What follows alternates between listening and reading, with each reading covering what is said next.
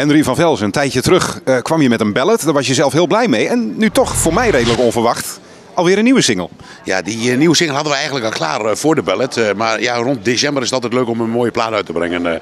Een ballad. En ik moet eerlijk zeggen, hij draait nog steeds goed mee. Het is een mooie plaat. Ik had hem in 2012 al opgenomen. Stond hij op een album. We hebben er nou een single van gemaakt. Het is een versie van 2012 en hij is een klein beetje opgepimpt, zoals ze dat noemen. Een gitaartje erbij, wat meer koorwerk geloof ik erin. Wat Martin allemaal gedaan heeft, weet ik niet. Maar hij is in ieder geval een beetje opgepimpt naar 2016. Een nieuwe single die we nu hebben, dat is Mijn Eigen Feestje.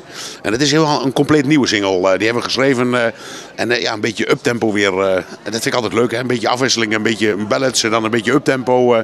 En nou een uptempo. En ik heb het hele orkest ook weer meegenomen bij de opnames.